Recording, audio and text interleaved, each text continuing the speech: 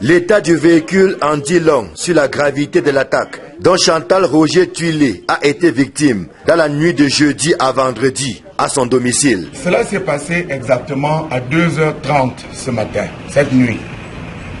Je suis couché et je n'ai pas sommeil. J'ai la grippe, comme vous sentez par ma voix. Quand j'entends dehors, poum, poum, poum, des gens qui sautent, vous voyez le mur, ils sautent de là. Je viens et les chiens aboient, parce que la nuit on a coutume de détacher les chiens. Et les chiens qui aboient, qui courent dans tous les sens, Je vois une grande flamme. Je viens donc, j'allume dehors, je crois qu'ils ne savaient pas qui a l'allumé, parce qu'il y en avait un qui essayait de maîtriser les chiens. Celui-là, le chien a dû le mordre. Il y avait un dehors, j'ai entendu demander aux autres, dépêchez-vous. Il y en a un qui essayait de forcer la porte d'entrée, vous avez vu tout à l'heure, qui essayait de forcer la grande porte d'entrée, d'où les poum poum poum poum que j'ai entendu dehors.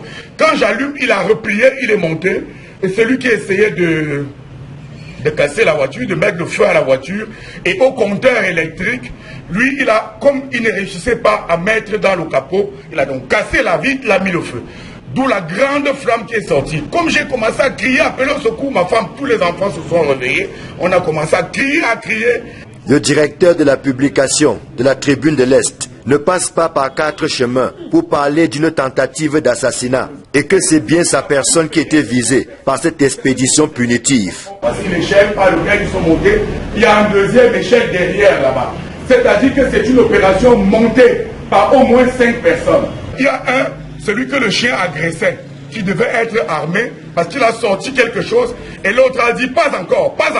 Il a remis quelque chose qui était un pistolet ou un fusil. C'était long. Ça ne ressemblait pas vraiment. Ou c'était un pistolet prolongé de quelque chose. Ils avaient des bottes, les bottes des hommes en tenue, des bottes là, des chaussures en toile des hommes en tenue.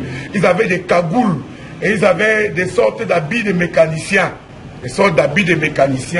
Et ils ont sauté. Le dernier a sauté, a dit dernier avertissement. Il est monté, il est parti. J'ai entendu la voiture a démarré. Boum. Chantal Roger Tuilé, qui revient de loin, dit désormais craindre pour sa vie, ainsi que celle des membres de sa famille, qui ne sont pas prêts d'oublier cette nuit fatidique. Voici le reste de l'essence qu'ils ont amené, qui est tombé des mains du deuxième, qui a essayé de forcer la porte. Parce que je crois qu'il fallait brûler également à l'intérieur de la maison.